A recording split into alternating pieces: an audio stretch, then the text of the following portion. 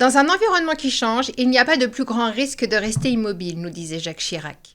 Le Green IT est déjà bien ancré dans les entreprises et nombreuses sont celles qui ont entamé des process pour les intégrer au niveau de leur informatique, même s'il reste encore de nombreux leviers à actionner pour les rendre moins énergivores. Souvent vu comme un gouffre financier, le Green IT propose pourtant de nombreux atouts. Déjà au niveau de son image de marque, et également il permet d'optimiser ses process et de faire des économies. Pour en parler, nous accueillons aujourd'hui François Rolland, directeur de la région Île-de-France. Bonjour François. Bonjour Tiffaine. Parmi les grands indicateurs du Green IT, on peut parler des gaz à effet de serre. Son émission pour les entreprises du numérique est estimée à 4%. Et si nous ne faisons rien d'ici 2025, il est estimé à être équivalent à celui du secteur automobile.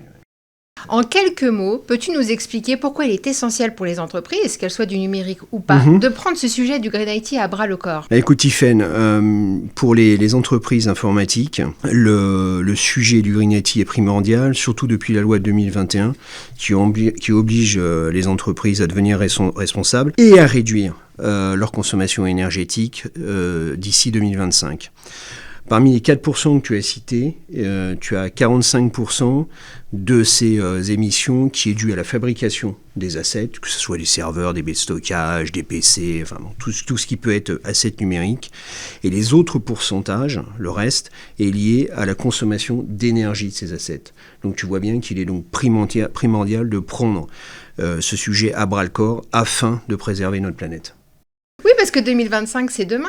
Comment chez Agility nous faisons pour accompagner les entreprises justement à avoir une démarche beaucoup plus verte ? Alors, on le fait à travers 3 axes. Donc le premier axe, c'est lié à notre activité de maintenance, donc qui est une activité historique, donc des infrastructures critiques. Donc cette activité nous permet, enfin le plus exactement, notre modèle économique depuis 40 ans est de prolonger le cycle de vie de ces infrastructures et on va au-delà de la fin de vie déclarée des constructeurs. Donc en fait, ce qui va permettre à nos clients de pouvoir réduire leur investissement informatique. Donc ça, c'est le premier axe. À travers cette activité de maintenance, si le client est obligé, parce que à cause de contraintes métiers ou autres, de changer cette infrastructure, on peut lui proposer d'autres solutions, entre autres le BROC, qui a un effet très important à la fois dans l'émission, dans la réduction de l'empreinte carbone, et aussi d'un aspect économique, puisqu'il y a une réduction de coûts, puisque les assets sont beaucoup moins chers que les assets neufs. On peut bien évidemment, si la solution de Brock ne convient pas, il y en a d'autres solutions qui peuvent être le cloud, le edge computer, le mode SaaS. Voilà, et toutes ces solutions, on est bien sûr capable d'accompagner nos clients sur ces sujets-là. Il y a un autre effet qui est très important lié à cette activité de maintenance, c'est notre maillage d'agences. On a aujourd'hui 26 agences en France, on est à moins de 2 heures de nos clients, et tu vois bien que grâce à cette proximité de nos clients, l'empreinte des gaz à effet de serre est diminuée, puisqu'en fait les temps de trajet sont diminués. Donc ça, c'est le premier axe qui est lié à la maintenance. Le deuxième axe est lié à l'optimisation de l'utilisation des assets en data center.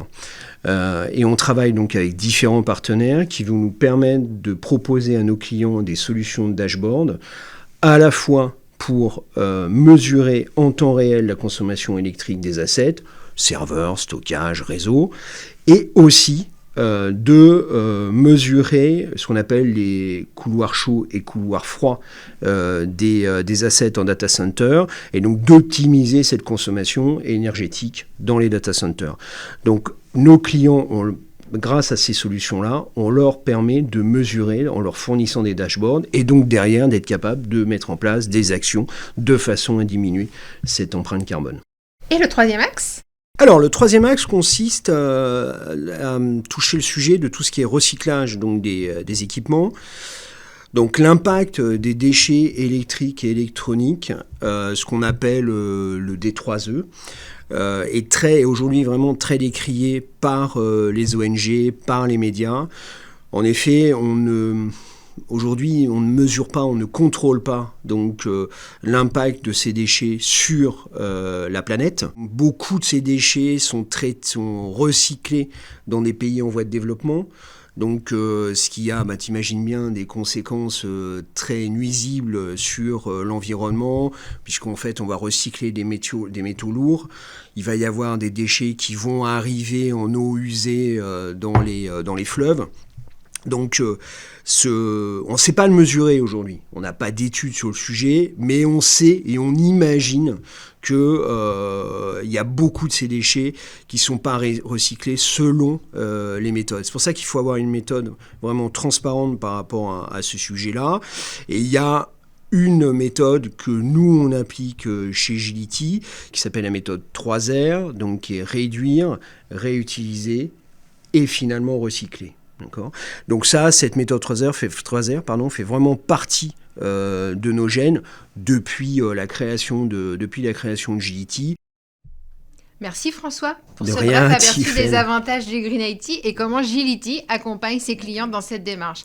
Démarche qui, en plus d'être vert, permet de vous faire des économies et d'améliorer votre image de marque. Si vous avez des questions, vous pouvez les poser à nos experts via notre site internet sur gility-group.com.